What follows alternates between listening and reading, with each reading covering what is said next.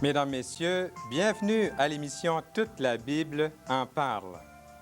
Lise Valcourt nous dira que pour elle, Dieu n'était pas nécessaire à son existence.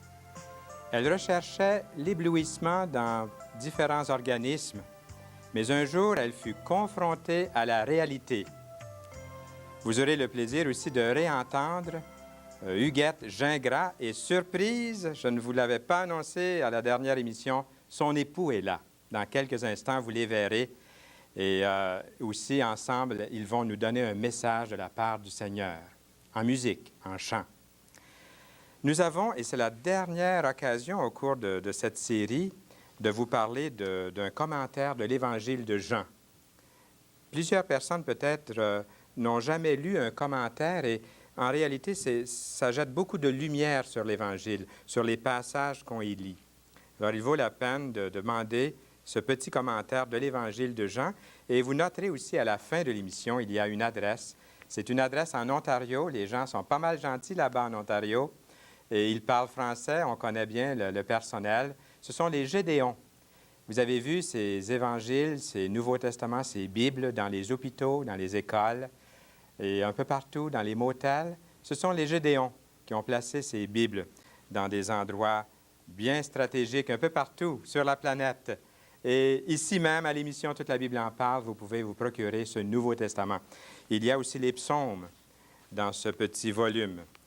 Quand on pense que je le lisais déjà à l'âge de 11 ans, ce sont les Gédéons qui m'ont donné un Nouveau Testament lorsque j'étais encore à l'école. Et je l'ai à la maison. Je le lis encore de temps en temps. N'oubliez pas comment remercier Dieu pour toutes choses qu'il accomplit pour vous. Vous sentez-vous quelquefois indigne de tant d'attention, de tant d'amour de la part du Seigneur? Écoutons Huguette et Mario Gingras.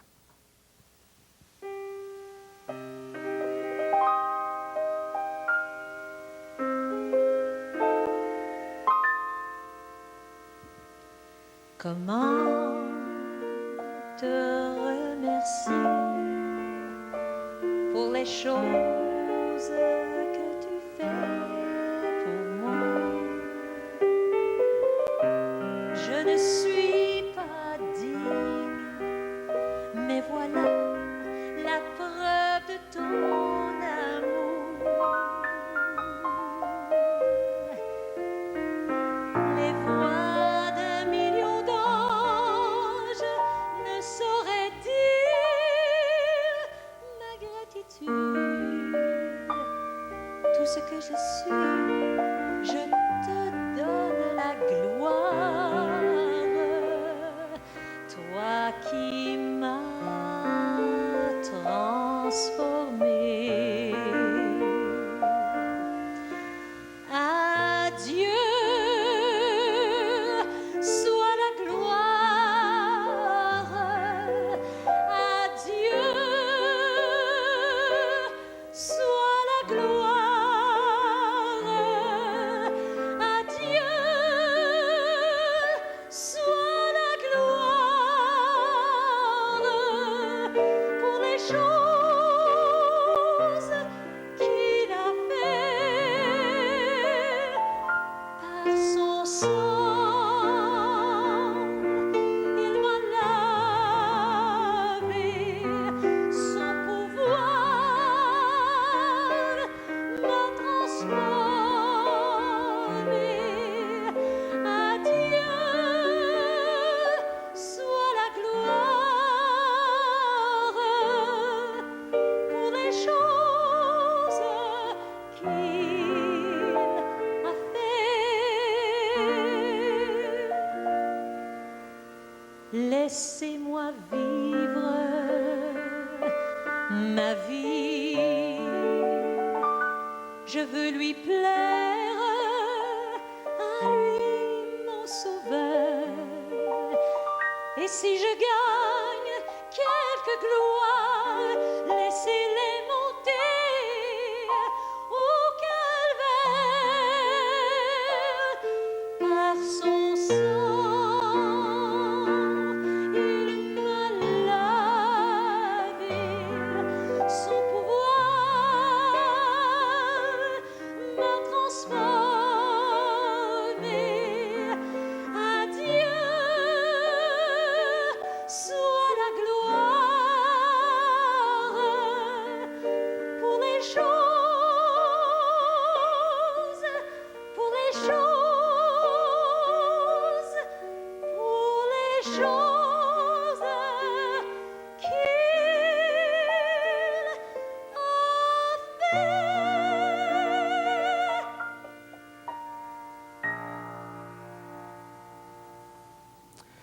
Nous vous invitons à donner de gloire au Seigneur, vous aussi.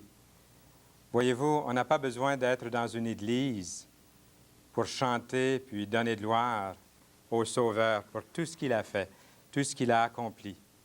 Mais là où vous êtes, le lieu n'est pas tellement important lorsque Dieu est là. Et je suis certain que Dieu vous parle et il est à la porte de votre cœur et il frappe. Et si vous entendez sa voix, écoutez-le, ouvrez-lui. Merci beaucoup, Mario et Huguette. Elle va nous revenir vers la fin de l'émission. Et vous avez vu Mario, là, nous lui disons au revoir et au plaisir de revoir ce couple qui chante pour la gloire de Dieu. Rendons-nous maintenant auprès de Lise Valcourt. Lise Valcourt, bonjour. Bonjour. Ça va bien? Oui, ça va bien. Merci beaucoup d'être ici à l'émission Toute la Bible en parle. Et parlez-nous un petit peu de vous. Bon, moi, je travaille à Interlivre. C'est une maison de diffusion de livres. Oui. On fait venir des livres là, de différents pays. On les amène ici au Québec, puis on les diffuse dans les librairies. C'est des livres surtout là, qui parlent de Dieu. Oui. Oui. Et je sais que, Lise, que durant il y a à peu près 2 ans ou il y a 1 an, le bateau Logos est venu à Montréal et là, vous avez eu vraiment de la circulation dans le vieux port de Montréal. Oui, oui, oui. Vraiment, là, c'était nous autres qui s'occupaient de faire venir les livres pour le bateau. Pour ce projet-là. Oui, oui. On veut parler de quelque chose qui vous tient beaucoup à cœur. C'est la raison pour laquelle vous êtes ici aujourd'hui. C'est que je prends pour acquis que vous connaissez Jésus dans votre vie comme Seigneur, comme Sauveur. Et j'aimerais vous demander comment vous vous êtes intéressé à connaître Dieu au début et quel est ce cheminement qui vous a amené à lui? Oui. Bien, au point de départ, je ne croyais pas en Dieu. Pour moi, ceux qui croyaient en Dieu, c'est ceux qui avaient besoin d'une béquille. Puis pour moi, je trouvais ça vraiment idiot qu'on essaye de s'imaginer un Dieu juste pour se rassurer puis nous donner une raison de vivre. Puis, dans mon adolescence, je me suis tenue avec une amie, Darkise. Ça a été vraiment ma meilleure amie. On a eu vraiment du bon temps ensemble. On jasait, on se confiait, on riait ensemble. Lise, est-ce que c'est parce que vous, à ce moment-là, vous étiez plus sensibles, toutes les deux, vous étiez plus sensibles aux choses de Dieu, que vous pouviez parler des choses... Non, je croyais pas en Dieu dans ce temps-là, puis elle non plus, je crois Même pas. là? Non. Alors, je pensais que cette amie vous avait un petit peu sensibilisé à Dieu, mais ce n'est pas le cas du tout. Bien, pas au début. À un Bon. moment donné, c'est ça, là, après le secondaire, on est allé au cégep. Puis là, elle a commencé à suivre un cours différent du mien, puis elle a commencé à se tenir avec des personnes que moi, je connaissais pas. Puis à un moment donné, elle est venue me voir, puis là, elle m'a dit, ben Lise, je suis devenue témoin de Jéhovah. Puis là, elle m'a expliqué pourquoi. Puis moi, ça me faisait de la peine. Je me disais, ah, pauvre, si elle savait dans quoi qu'elle s'embarque. Puis en même temps, je la respectais. Mais ce qui m'avait frappée, c'est qu'elle m'avait donné une Bible, juste comme ça. Puis pour moi, la Bible, ça ne me disait pas grand-chose. C'était un livre un peu bizarre, un peu mystérieux, mais pas plus que ça. Mais je la lisais. Une fois de temps en temps, je regardais parce que je trouvais qu'il y avait vraiment des bons passages, comme des passages sur l'amour. Puis j'étais beaucoup intéressée aussi dans ce temps-là à la psychologie. Ah oui. Puis je trouvais que dans la Bible, c'était des choses quand même saines qui disaient... Il n'y avait pas des grands mots là, de psychologie, mais les principes ils étaient bons. Puis je les lisais juste parce que je trouvais ça bien, comme ça. C'est elle, donc, même si c'était pas tout à fait... Ça ne cadrait pas avec vos croyances, votre arrière-plan religieux, Non. c'était très important puisqu'elle vous a donné la parole de Dieu. Elle Oui. vous a donné la Bible. Ouais. Oui? À partir de ce moment-là, je pense que Dieu a commencé à travailler dans ma vie. Parce que, sans m'en rendre compte, j'ai commencé à rechercher des groupes. J'ai fait une fin de semaine de charismatique, j'avais fait des biscoums, les Hercules. Puis j'aimais bien ça. Je sortais de là, puis j'étais vraiment, je sais pas quel mot que je pourrais dire, là, je flottais. Oui. Mais je croyais pas en Dieu encore, je croyais pas en Jésus. Je sais pas pourquoi ça faisait cet effet-là, mais... Puis plus tard, ça s'est échelonné quand même sur quelques années. Plus tard, Darkise est revenu me voir avec un de ses amis. Puis, ben, Darkise, puis aussi d'autres circonstances, ils m'ont fait voir que la Bible, c'est un livre qui est vrai. Puis que la science, l'archéologie, puis l'histoire nous montrent que c'est un livre qui était vrai. Puis pour moi, c'était bien important parce que je pouvais pas arriver puis les gens n'auraient pas pu arriver et me dire, ben Lise, il faut que tu crois en Dieu. Puis je pouvais pas croire en Dieu juste comme ça. Il fallait qu'il y ait quelque chose de solide pour me montrer que Dieu existait. Puis pour moi, la parole de Dieu, c'était quelque chose de solide qui me montrait que les faits qui sont arrivés dans ça, ils sont vraiment arrivés. Puis que dans ce livre-là, il parle de Dieu, donc Dieu, il existe. Mais j'avais pas de démarche avec lui. C'était juste comme ça dans ma tête, des connaissances. Juste comme ça. C'est bon de vous entendre parce que je vois que Dieu travaille avec chaque individu d'une façon différente. Je m'aperçois qu'avec vous, c'était très important que Dieu touche à votre intellect. Peut-être comme plusieurs de nos amis là, qui sont là, qui regardent, parce que avant que le cœur soit touché, il fallait que vous ayez des preuves archéologiques, des preuves psychologiques, géologiques, des choses qui touchaient le côté physique de toute cette question spirituelle, parce qu'il y a un côté physique aux questions spirituelles, une question palpable. Oui. Une chose qui m'avait bien surpris, puis pour moi, ça a été vraiment la découverte, c'est d'apprendre que Jésus, c'était un personnage historique. J'avais jamais réalisé ça. Je l'entendais, le nom de Jésus, quand même, mais pour moi, c'était un bon exemple à suivre, une histoire comme ça. Puis quand j'ai su qu'il était vraiment historique, pour moi, ça m'a vraiment, vraiment frappée. Puis à un moment donné, je suis venue un peu comme confrontée. C'est comme si en dedans, il y avait quelque chose qui me disait, ben Lise, il faudrait que tu fasses un choix, là. Je veux dire, c'est bien beau, tu vas chez les témoins de Jéhovah, tu vas chez les catholiques, parce que dans les deux, je voyais des choses qui m'attiraient. Mais moi, ce que j'aurais beaucoup aimé, parce que qu'est-ce que j'avais découvert, c'est que vraiment, la parole de Dieu, c'était ça, le fondement solide. Puis là, je me disais, l'idéal, là, ça serait que je puisse connaître quelqu'un qui aime la Bible, mais qui ne veut pas faire partie d'une religion. C'est ça. Juste qui veut vivre la Bible, qui croit en ce que la Bible dit, puis qu'on chemine ensemble.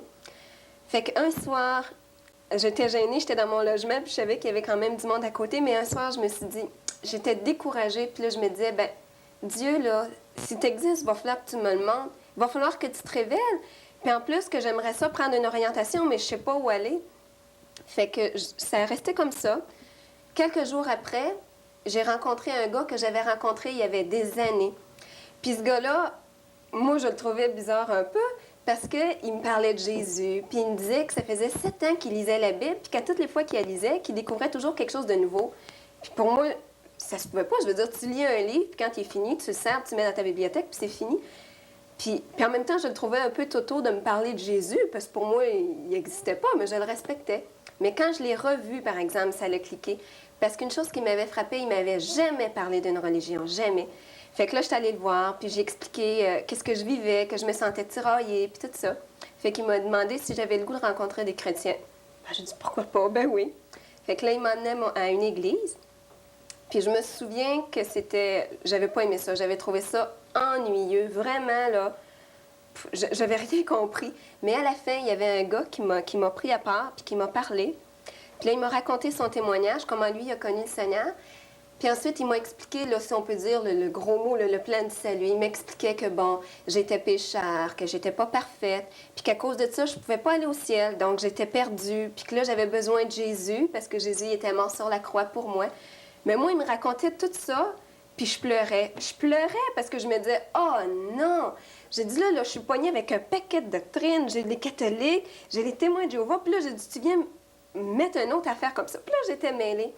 Mais je me suis souvenue dans la Bible qu'il y avait un verset qui disait ceci, « Demandez et l'on vous donnera. Cherchez et vous trouverez. Frappez et l'on vous ouvrira. » Fait que j'ai dit, bon, OK. J'ai dit, je vais partir avec ça. Parce que là, moi, je capotais un peu. Il m'avait dit que j'étais perdue. Fait que là, j'ai dit, ouais, OK. Demandez et l'on vous donnera. Cherchez et vous trouverez. J'ai dit, je vais chercher. Il y a 2 choses que je peux trouver.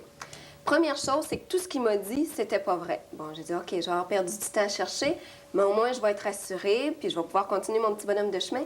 Mais là, je me dis, ouais, mais si je découvre que qu'est-ce qu'il m'a dit que c'est vrai que je suis perdue, là, je dis, oh non.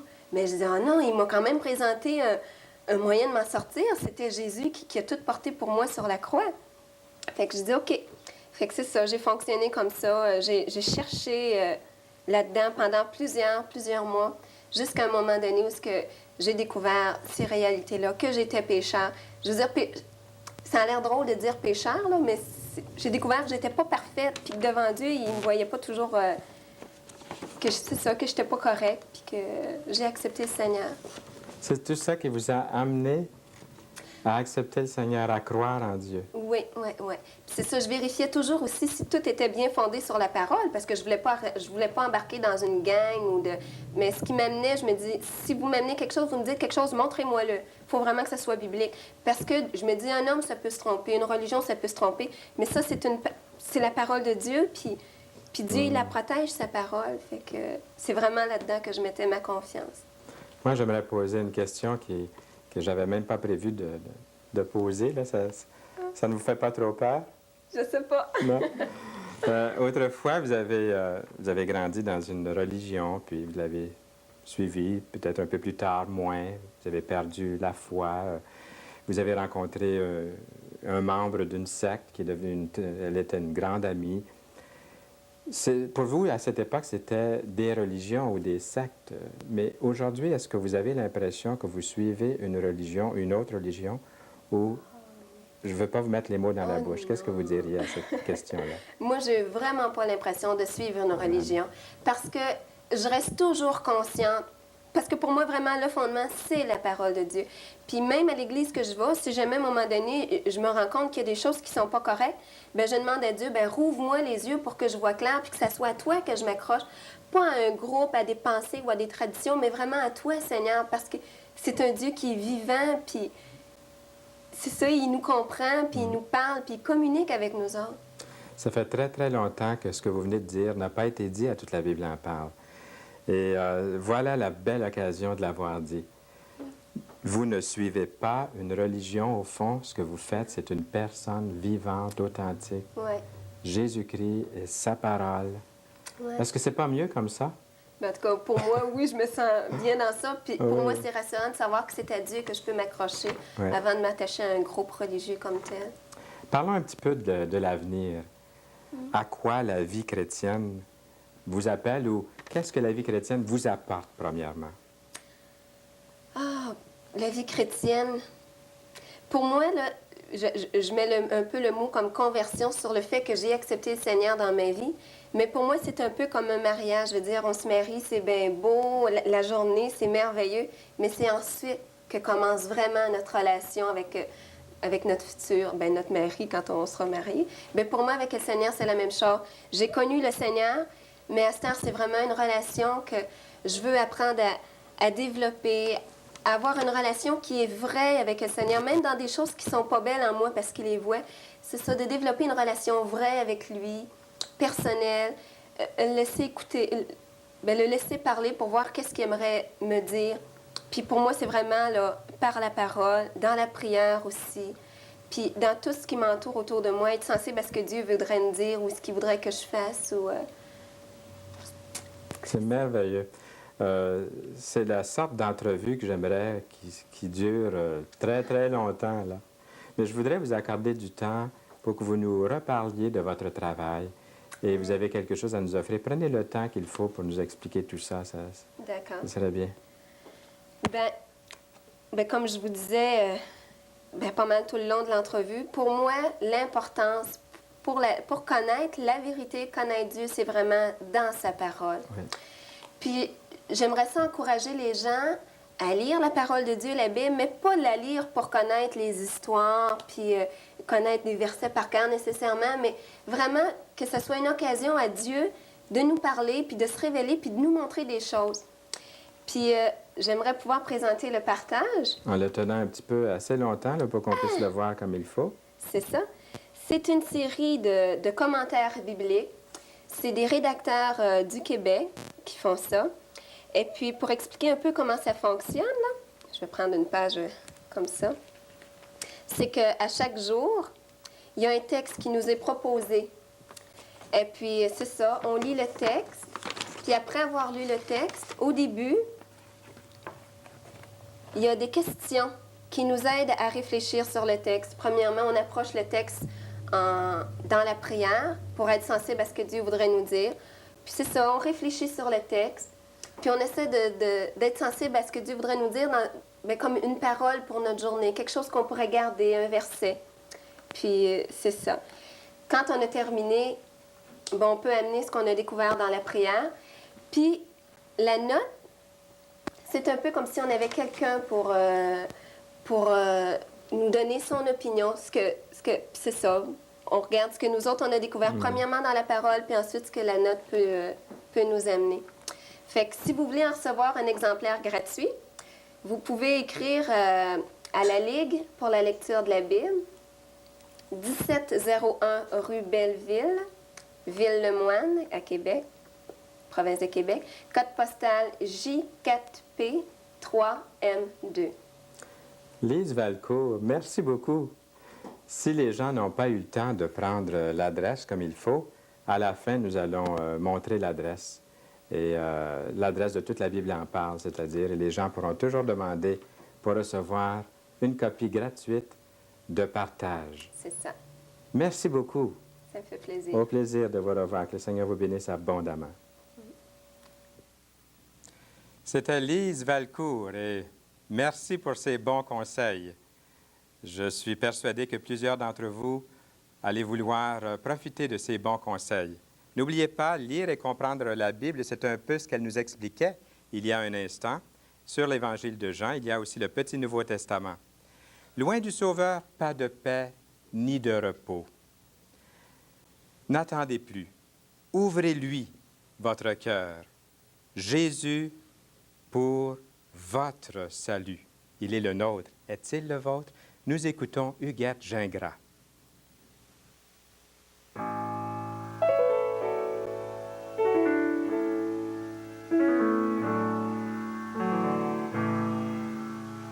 Jésus pour mon salut, mourut sur la croix, son visage est couvert d'un voile de sang. À ce visage d'amour, douceur et tendresse, on mit sur sa tête une couronne d'épines. Éloi, Éloi, lama sabachthani, s'écria mon sauveur, déchiré dans son cœur. Mes péchés l'ont cloué. Pour moi, il s'est donné. Il poussa un grand cri et rendit l'esprit.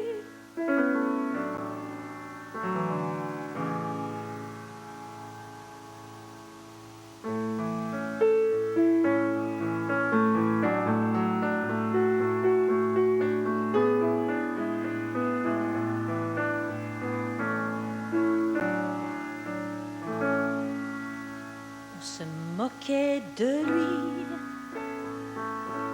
au mont Golgotha, au nombre des brigands attachés au bois, une brebis muette,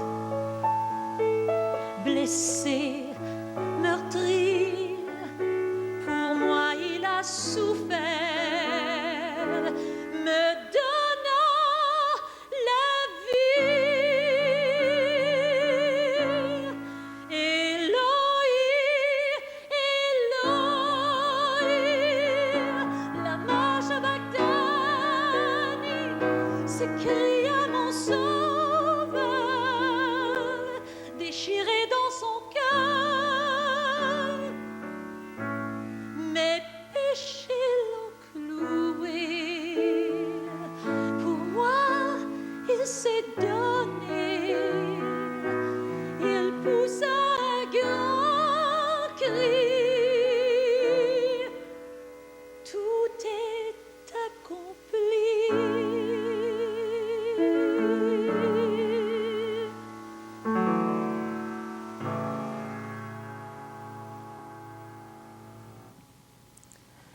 Les paroles de Jésus sur la croix, tout est accompli. Et j'ai lu dans l'Évangile que ce sont des paroles que nous allons réentendre un jour dans l'éternité. Un jour, Jésus va dire, « Tout est accompli ». Ce sont des paroles éternelles.